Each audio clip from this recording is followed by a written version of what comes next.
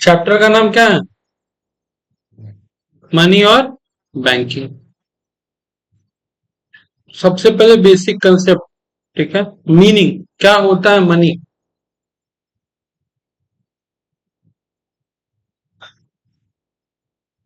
Money is defined as the standard of defer payment has some value which is accepted as a medium of exchange.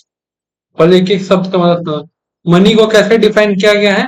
Standard deferred payment, या फिर कह सकते हो medium of exchange. Standard defer payment का मतलब क्या है? Standard defer payment का मतलब है कि मनी एक ऐसा चीज है जिसको एक्सेप्ट करने से कोई मना नहीं करता है। हर कोई कोई भी काम करे या कोई भी सामान बेचे, उसके एक्सचेंज में उसको मनी चलेगा, उसको कोई उसमें तकलीफ नहीं है। जब तक मनी नहीं आया तो उसके पहले क्या सिस्टम चलता था? Barter system. इसका मतलब क्या होता था? सामान के बदले सामान, goods against.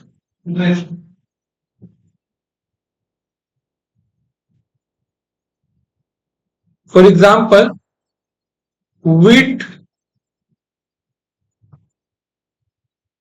wheat may be exchanged for cloth, house for horse, etc. Teacher may be paid wheat rice as a payment of his or her service. पहले क्या होता था? ऐसा होता था कि गेहूं के बदले कपड़ा, घर के बदले घोड़ा, ठीक है। हाँ, ठीक है। उसके बाद टीचर को फीस ना दे करके क्या में गेहूं चावल दे दिया जाता था पहले। लेकिन एक बात बताओ, नीचे जाने से पहले, कि अब आ गया है मनी, ठीक है। मनी को कोई मना नहीं करता एक्सेप्ट करने से, कोई दिक्कत नहीं है। और बार्टर सिस्टम में क्या कोई किसी को मना करता था? हाँ, दिक्कत तो था। एक बार इस दिक्कत को पहले समझेंगे, फिर नीचे देखेंगे क्या क्या दिक्कत था। पहला दिक्कत, ये मिस्टर ए है, कौन है? ये मिस्टर बी है,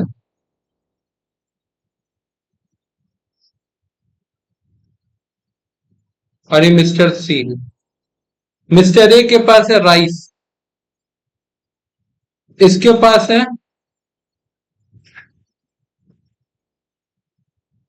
टीचिंग स्किल, पढ़ा सकता है, ठीक है। इसके पास क्या है?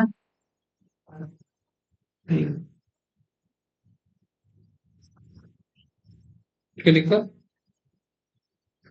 ए चाहता है कि बी उससे राइस ले ले, ठीक है, और उसके बदले वो बी के बच्चे को ट्यूशन पढ़ा दे। बट बी के घर में राइस का कमी नहीं है, बी को चाहिए कपड़ा। तो बी कहाँ ट्रांजेक्शन करना चाह रहा है? ठीक है। अब यहाँ पे दिक्कत क्या होगा? यहाँ पे दिक्कत होगा कि ये ट्रांजेक्शन हो ही नहीं पाएगा। और जब तक बी को सी नहीं मिलेगा, तब तक सी बी का भी टीचिंग स्किल क्या हो रहा है? एक तरह से समझो तो वेस्ट हो रहा है कि नहीं?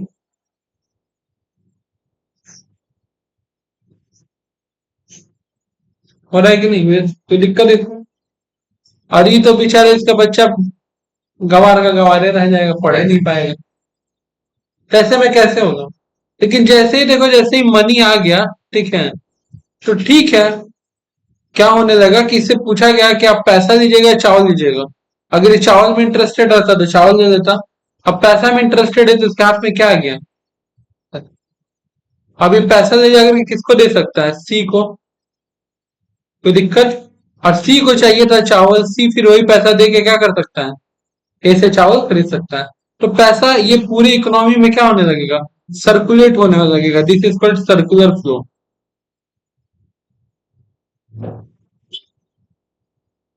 तो बताओ, बार्टर सिस्टम में प्रॉब्लम है या नहीं है? प्रॉब्लम तो है ना। अच्छा, दूसरा चीज ध्यान से सुनो।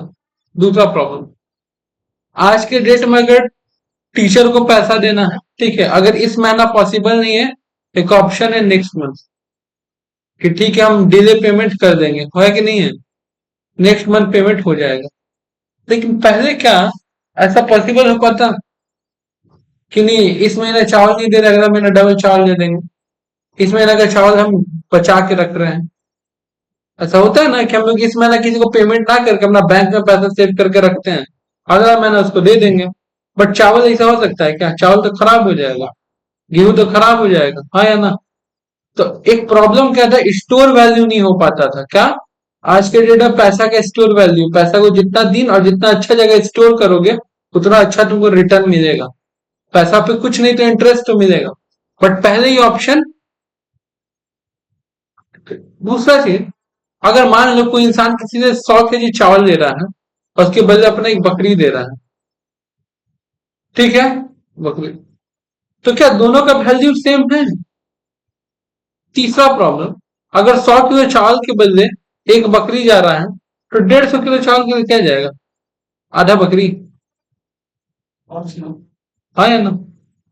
नेक्स्ट प्रॉब्लम, अगर मान लो कि हम आपसे प्रॉमिस किए थे कि हम आपको इस डेट पे अपना बकरी दे देंगे, जैसे हम वो वादा करते पैसा देने का, और जब उस डेट पे गए, मतलब हम बात ये किए थे सपोज करो 1 अगस्त को, और 15 अगस्त को हमको बकरी देना था, ठीक है, किसी सामान के अगेंस्ट में बार्टर सिस्टम में, और उस दिन बकरी को बच्चा हुआ, तो बच्चा किसका होगा?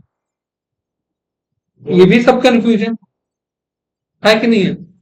जो बकरी लेके जाएगा वो बच्चा भी लेके जाएगा, कि बकरी कोई और लेके जाएगा बच्चा कोई? देखो नियम अनुसार तो क्या होना चाहिए, नियम अनुसार तो क्या, आप बकरी का बात करें, आप बकरी लेके जाइए, बकरी का बच्चा हम रखेंगे, लेकिन बकरी का बच्चा रहेगा कैसे बिना अपनी माँ के?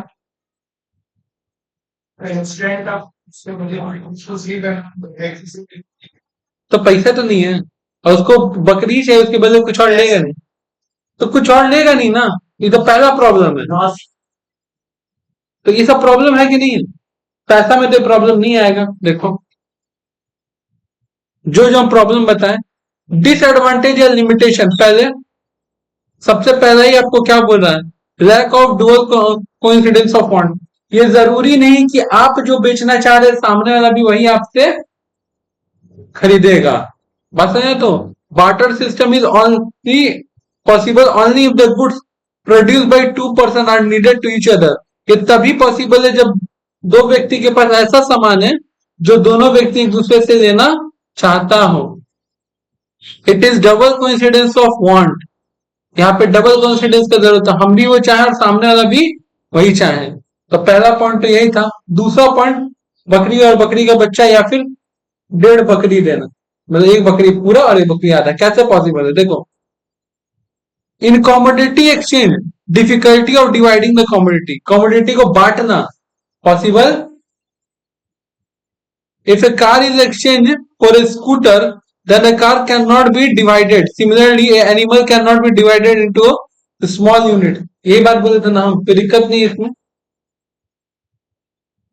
नेक्स्ट, सामान को स्टोर नहीं किया जा सकता, बोले थे पैसा को स्टोर किया, सामान को स्टोर किया नहीं जा सकता। Difficult in storing wealth, it is very difficult to store wealth for the future use. Most of the goods like wheat, rice, cattle, etc. are likely to deteriorate with the passage of time. ये समय के साथ deteriorate यानी कि धीरे धीरे खराब होते जाता है। बात समझ आया? तो involve the heavy cost of storage, और इन लोगों को संभाल के रखने का उल्टा खर्चा लगता है।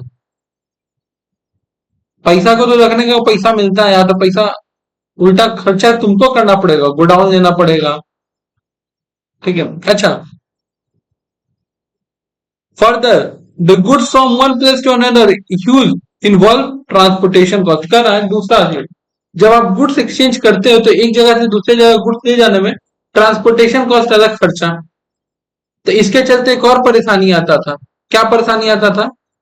आज के डेट में, फिर से हम लोग इस पेज पे आते हैं, आज के डेट में सपोज करो हम बैठे हुए हैं कोलकाता में, करेक्ट, कहां पे हम, और हमको एक सामान पसंद आया, वो कोई भी सामान है, ठीक है, वो सामान जो, वो सामान कहां पे, वो सामान है मुंबई में। बस सामान आने का टेंशन है, यहां से कुछ भेजने का टेंशन नहीं है, क्योंकि यहां से क्या जाएगा, ऑनलाइन मनी ट्रांसफर होगा। बट पहले क्या दिक्कत था, पहले यहां से सामान आने का भी, यहां से सामान जाने का भी। अब जरा तो समझो, हमको मुंबई का ना, मुंबई में कोई हमको जमीन बहुत पसंद आया, तो हम जमीन खरीदे हैं, करेक्ट। तो अब हमको उसके बदले 100 घोड़ा भेजना था। 100 जमीन, 100 घोड़ा कैसे जाएगा, कैसे जाएगा, कितना खर्चा, जितना का जमीन देता तो भेजने का खर्चा, हाँ या ना, करेक्ट ये पॉइंट। तो अब बताओ कि ऐसे में ट्रांजेक्शन क्या हो जाता था, रुक जाता था।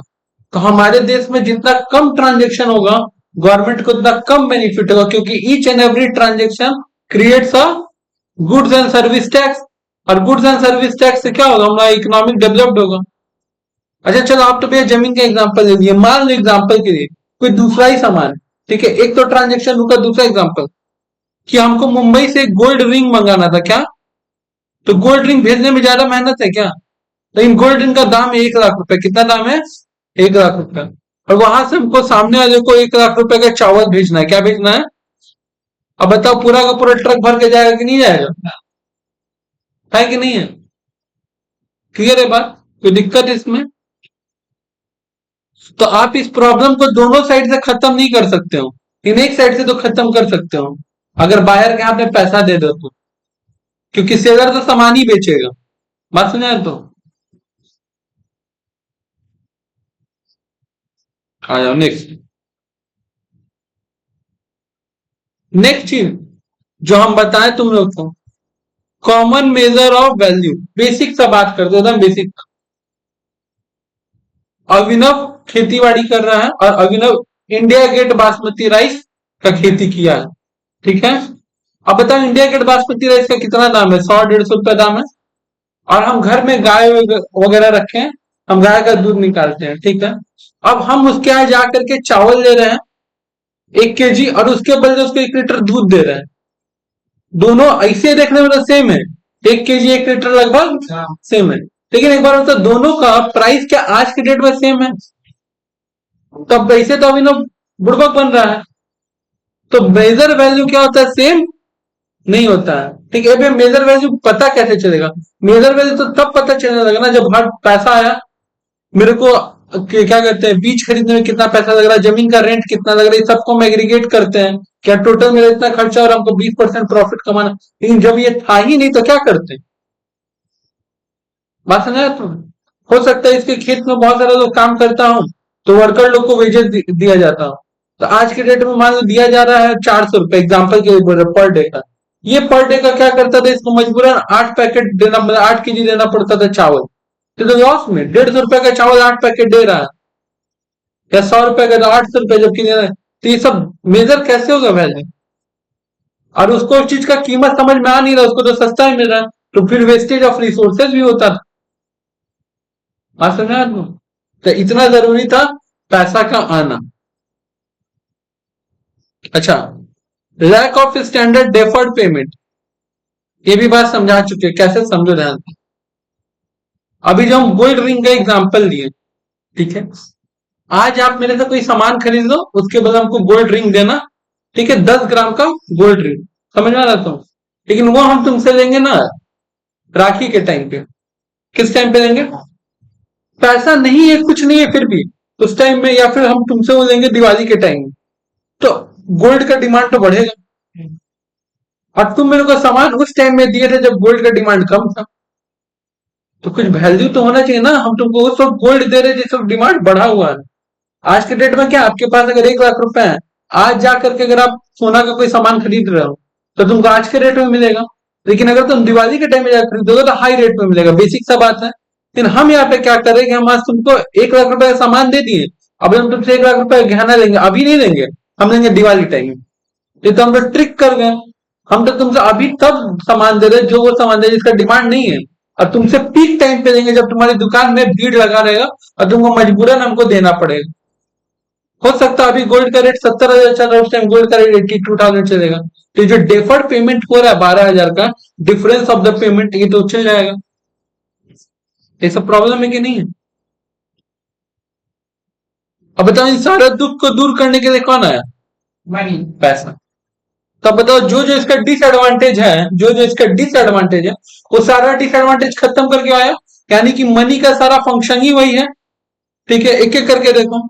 एक लाइन है, money is a matter of the following four function. Money के अंदर चार खासियत है, चार। ये एक मीडियम है, माध्यम। कुछ भी खरीदते, कुछ आज के डेट में कुछ का भी। आज के डेट में जब एक बात बताते हैं, कभी कभी क्या होता है ना, कोई किसी के ऊपर झूठा केस कर दिया, तो सामने वाला केस जीता, तो सामने वाला उसको फिर क्या करता, मानहानि का केस करता है, उसका लॉस ऑफ गुडविल हुआ है, बात है ना, केस कर, तो कैसे कंपनसेट होता है, उसको पैसा मिलता है। इवन सोचो, हर चीज मनी में मेजर हो रहा है। ये दिक्कत, आपका कितना नुकसान हुआ है, आप बताइए। नुकसान इन द सेंस क्या, इन टर्म्स ऑफ मनी। अगर मान लो हम रास्ता पे गाड़ी चला रहे हैं, मेरे से किसी का धक्का लग गया, तो हम उसको क्या लाइट लाके थोड़ी लगा के देंगे भाई।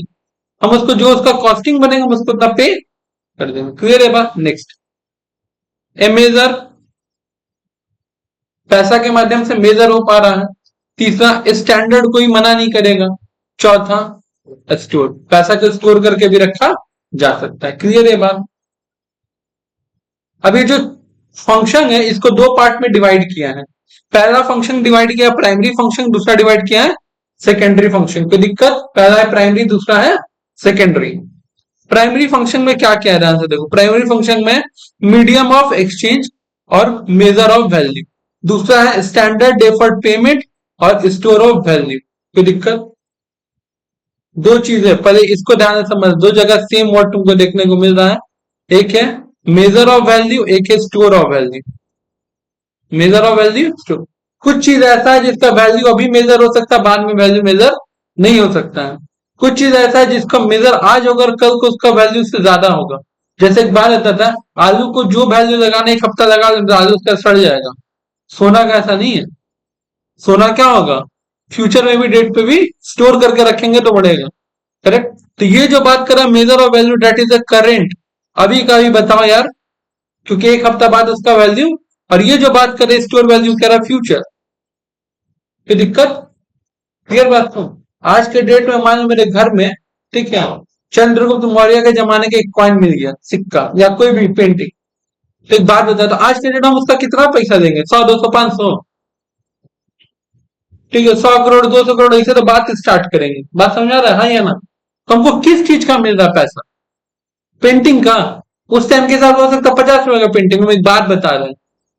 हमको किस चीज का पैसा मिल रहा है, हमको मिल रहा पैसा स्टोर वैल्यू का। उतना ऐतिहासिक चीज हमारे पास है, that is called historical word. एक ऐतिहासिक चीज, उसका हमको पैसा मिल रहा है। करेक्ट, क्लियर है बात, कोई दिक्कत नहीं इसमें।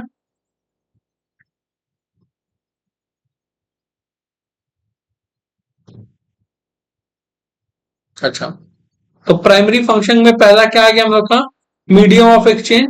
Money is use as a medium of exchange, help to eliminate the basic limitation of the barter trade, lack of confidence. पहला प्रॉब्लम ये था कि जरूरी नहीं कि दोनों का माइंड मैच कर रहा हो। हम चावल बेचना चाह रहे हैं और वो उससे हम दही खरीदना चाह रहे, तो ये पॉसिबल हो, तो भैया ठीक है, नहीं है तो पैसा दे दो।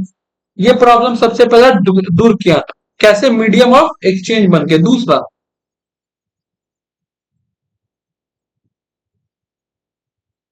the individual can exchange the good and service for the money and then can use the money buy the other goods and service according to need। The convenience goods process exchange से two part. अब interesting बात तुमको एक बार बताते हैं। हम बोले ना, हमारे देश में जितना ट्रांजेक्शन बढ़ेगा उतना जीएसटी बनेगा और गवर्नमेंट को उतना फायदा होगा। अब जरा एक बार ये भी समझो, पहले क्या होता था, पहले ये होता था, ध्यान समझना, कि ए को राइस देना है और बी को, ठीक है, मिल्क देना है। कितना ट्रांजेक्शन हुआ, एक। कोई दिक्कत नहीं। आज के डेट में क्या हो रहा है, ए बी को सामान बेच रहा है, करेक्ट, और बी को जो सामान लेना है सी से देना है। तब यहाँ पे एक ट्रांजेक्शन हुआ, या दूसरा ट्रांजेक्शन, नंबर ऑफ ट्रांजेक्शन, जितना नंबर ऑफ ट्रांजेक्शन बढ़ेगा उतना, करेक्ट। और एक बड़ा प्रॉब्लम, इसे बता सकते हो, ए बायर है कि बी बायर है, ए सेलर है कि बी सेलर है। तुम बोल रहा है कि ए चावल दे रहा है, ए भैया सेलर है, तो बी भी तो मिल्क दे रहा है, वो भी तो सेलर है। अबे ए ना मिल्क दे रहा है तो बायर है, तो बी भी तो राइस दे रहा है।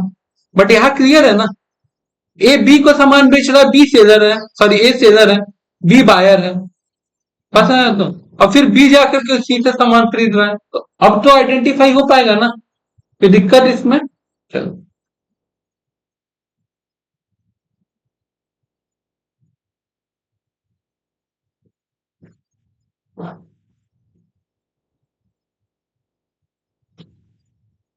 दूसरा, measure value of unit of account. क्या है measure value of unit of account? अब इसको हम बेसिक सा बात समझा देते हैं। बासमती चावल कितना का आता है भैया? 100 रुपए का। अभी जो एग्जाम्पल दिया था, 100 रुपया पर केजी, करेक्ट। दूध कितना आता है? 50 रुपया पर लीटर। कितना आता है? 50 रुपया पर लीटर, करेक्ट। अगर आज हम अभिनव को 50 रुपया का दूध दे दे, तो अभिनव मेरे को क्या 1 केजी चावल देगा या आधा केजी देगा? हाफ केजी देगा ना। तो यूनिट में मेजर हो गया ना। अब पहले तो पॉसिबल, क्योंकि पहले तो हमको प्राइस ही नहीं पता था, 100 और 50। तब देखो, another important function of the money is that it serve a common measure value और unit of account. Under the barter system there is no common measure of the value. It value of the different good could be measure and compared with each other. एक दूसरे से तुलना करते थे जो सही नहीं है। दो चीजों को बनाने का अलग अलग खर्चा लग सकता है, करेक्ट। अगर तुम आम का पेड़ देखो, अमरूद का पेड़ देखो, तुमको देखने में तो सेम ही लगेगा, दोनों पेड़ हैं, लेकिन दोनों में फल एक बराबर नहीं होता, दोनों का मार्केट रेट एक बराबर नहीं होता है। अपना अपना प्रोड्यूसिंग कॉस्ट लगता है। बात समझा? तो money has also solve this difficulty. इस प्रॉब्लम को भी क्या किया? Money work as a common denominator into the value of the all goods. Denominator का मतलब क्या होता है? सबको पता है। न्यूमरेटर से डिनोमिनेटर को डिवाइड किया जाता है। तो मनी आज के डेट में क्या बन गया? डिनोमिनेटर। पता है? कोई दिक्कत?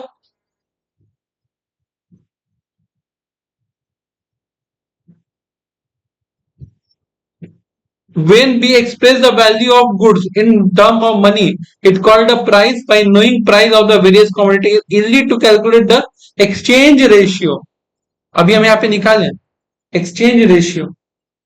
1 लीटर दूध के बदले क्या दिया जा रहा है? तो रेशियो क्या हो गया?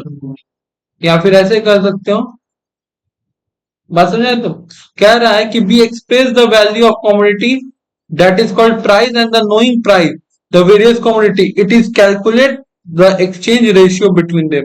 हम कैलकुलेट कर सकते एक्सचेंज रेशियो। एग्जाम्पल की, अगर हमको 10,000 का टीवी खरीदना है, अब पर स्टूडेंट हम 5 रुपए फीस लेते हैं, तो बताओ हमको कितना स्टूडेंट पढ़ाना पड़ेगा कि हम वो ले पाएंगे? ये तो एक्सचेंज रेशियो है ना। 20 स्टूडेंट पढ़ाना पढ़ाना पड़ेगा तब जाके पॉसिबल। क्लियर? हाँ पूछो।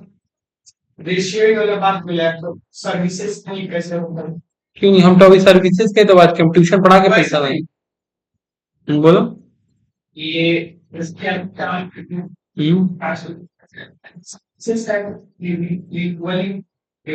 अगर पैसा नहीं होगा तो अगर पैसा नहीं था तो मेरा बात ऐसा था कि देखो भैया, हम ट्यूशन पढ़ाएंगे, हम क्लासेस देंगे, और अगर तुम्हारे पिताजी मेरे को फीस चावल देना चाहते हैं, तो हम एक महीना पढ़ाने का 5 किलो चावल देते हैं।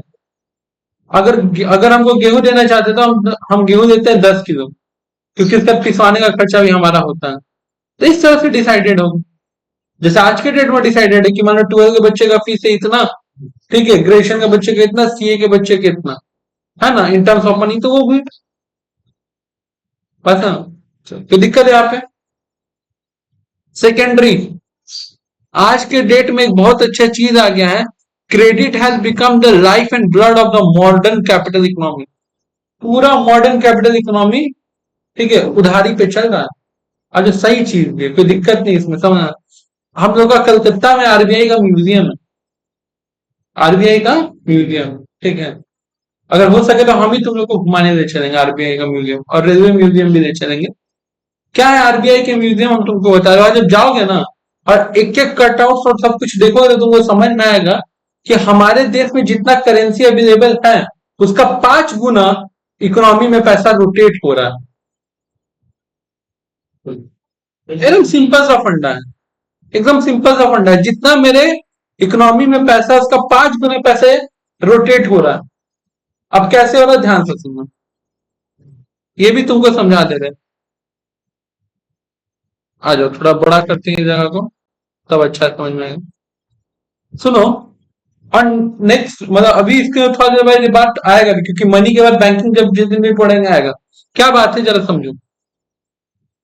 अगर मान लो ये ए है, ए जाके बैंक में पैसा रखा, क्या किया, बैंक में पैसा रखा, बैंक उसका पैसा संभाल के रखा है क्या, बैंक को पैसा तुरंत किसी बी को लोन दे दिया, क्या कर दिया, लोन दे दिया। और इनको भी एक कार्ड पकड़ा दिया, इनको जो कार्ड पकड़ा है डेबिट कार्ड, और इनको क्या लोन दिया, तो इनको क्या पकड़ा दिया, मान लो क्रेडिट कार्ड, शॉपिंग करते रहो, पैसा तो एक क्या ट्रांजेक्शन डबल हो गया।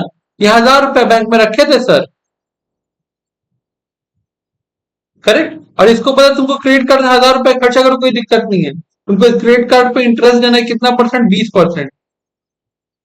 और इसको बोला कि तुम 1000 रुपए रखे हो, तुमको कितना इंटरेस्ट मिलेगा, 4%।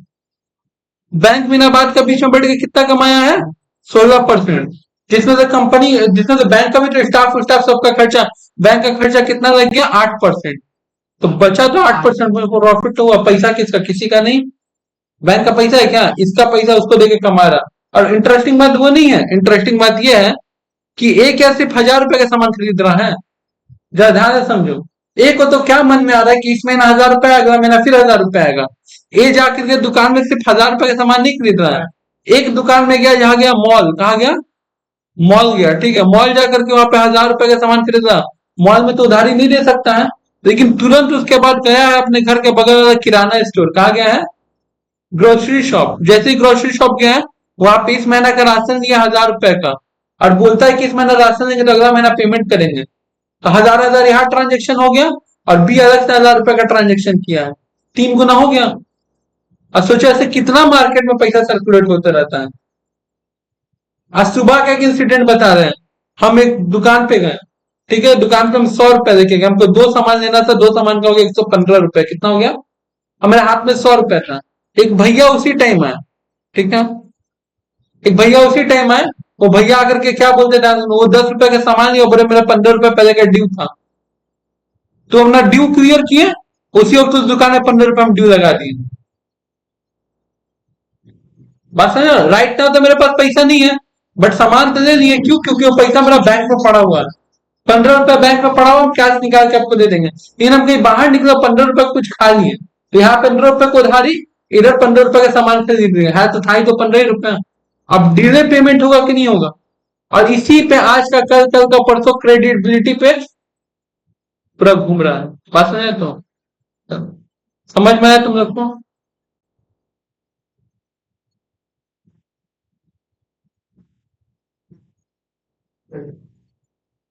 दूसरा चीज, the million of transaction instant payment are not made, जो भी हम बात बोल, देश में बहुत सारा ऐसा ट्रांजेक्शन चल रहा है जिसका इंस्टेंट पेमेंट नहीं हो रहा। बात अगर तुम लोग ढंग से सोचो, डेली पढ़ने आ रहे हो, तो डेली क्लास का तो कुछ फीस बन रहा है ना, बट हम तो मंथली दे रहे हैं ना। कुछ टीचर है कि जो ईयरली दे देता है, स्टार्टिंग में दे देता है, तो जो टीचर तुमसे स्टार्टिंग में दे रहा है, वो क्या उधारी दे रहा है तुमसे, एक तरह समझो तो। बात समझे, तो हम भी एडवांस लेते तो क्या दे रहे, उधार ले रहे तुमसे। और जो टीचर तुमको पढ़ाने के बाद पैसा दे रहा हो, तुमको उधार दे के रखा है,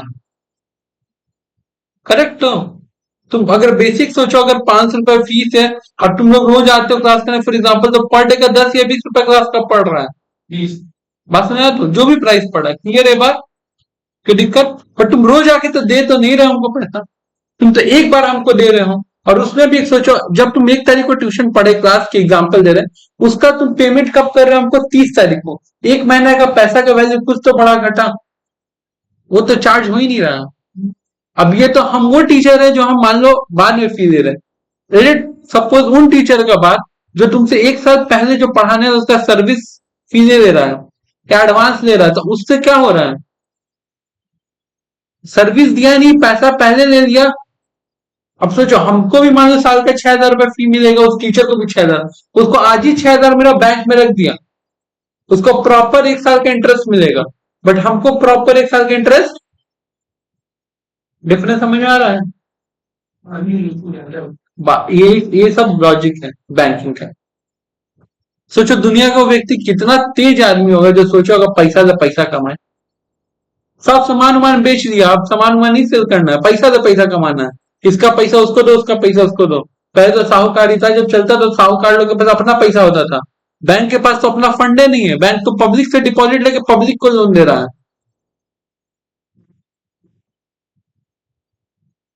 The debtor make a promise that they will make a payment on some future date. Those situation money act as a standard of deferred payment. Money क्या हो जाता है? Defer मतलब delay payment. It become possible because money has general acceptability. अरे क्यों हो पा रहा है? सब एक्स जनरल एक्सेप्टेबिलिटी है, इसको कोई लेने से मना नहीं करता है. बात समझ आया? तो it stable, durable and homogeneous.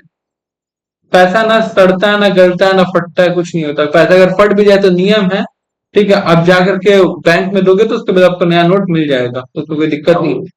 तो कुछ वैल्यू इसका डिडक्ट वो लोग अपने पास रिस्टोर कर लेता है, फिर से देते हैं. कोई दिक्कत? अच्छा, आ जाओ स्टोर वैल्यू. मनी को आप स्टोर कर सकते हो बिना कोई लॉस.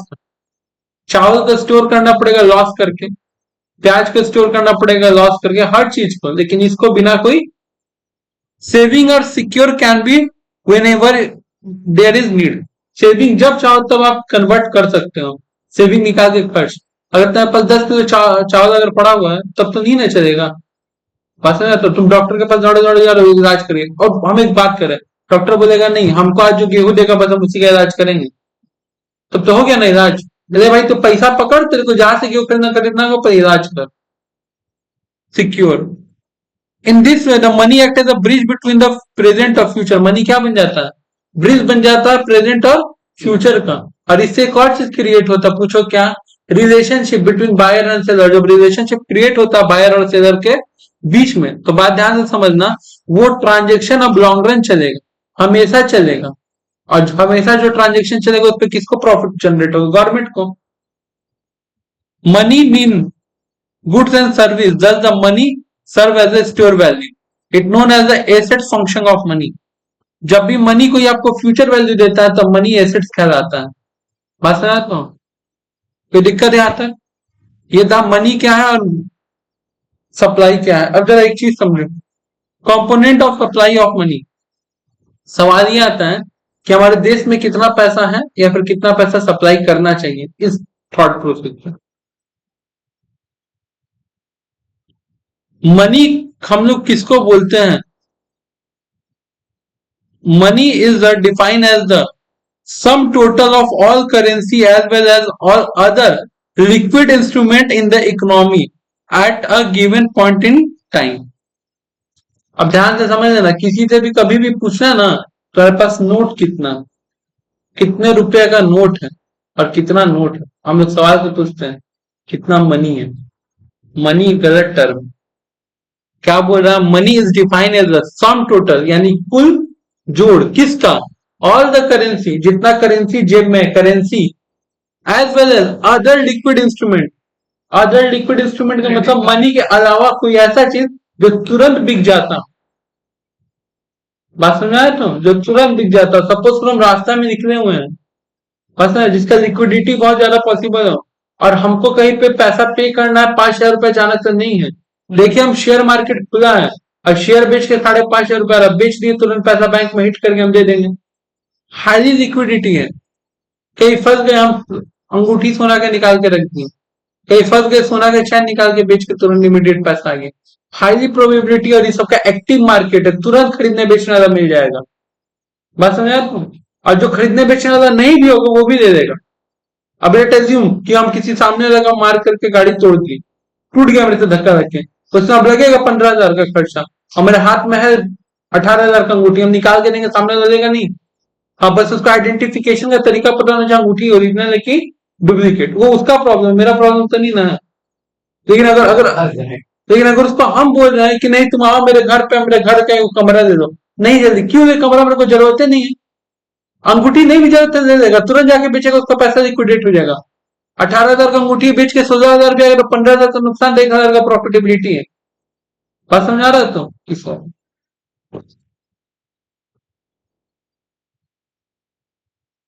अच्छा, मेजर ऑफ मनी सप्लाई, कितना पैसा लगभग घूमना चाहिए? जितना पैसा पब्लिक हेल्ड करके रखा, अपने जेब में रखा है, और नेट डिमांड डिपॉजिट, वो डिपॉजिट जो बैंक में हम रखते हैं.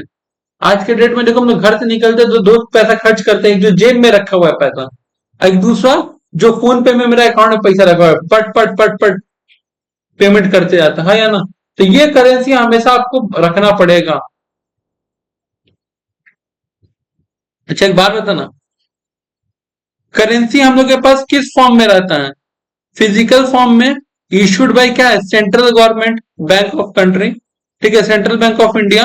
It is commonly accepted as a form of the legal tender. किसी को याद है? अगर आज भी जाकर के यूट्यूब पे सर्च करना और देखना कि जिस दिन मोदी जी नोटबंदी किए थे, वो आके लाइन क्या बोले थे? ये नहीं बोले थे कि 500,000 का नोट बंद, वो ये आके बोले थे कि 500 और 1000 अब से लीगल टेंडर नहीं रहेगा। जाके देखना, बिल्कुल ऐसा बोले थे। अब वो बस एक कागज का टुकड़ा बन जाएगा। बात सुन रहे हो तुम? बस फिर क्या बन जाएगा? कागज का टुकड़ा, nothing more than that. Demand deposit क्या होता है?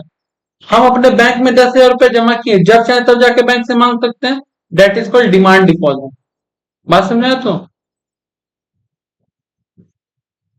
Intangible form of money which public deposited into bank, withdraw on demand at any time any place। ATM है, फोन पे है, बैंक के कहीं से भी जाके पैसा। अच्छा, ये जब वर्ड आ जाता है net demand deposit held by the bank, net demand deposit का मतलब क्या होता है? देखो, सिंपल सा बात है, net demand deposit bank refer to the total value of deposit held by the bank from customer. कितना पैसा कस्टमर से लेके रखा है bank, that are available for immediate withdrawal or use।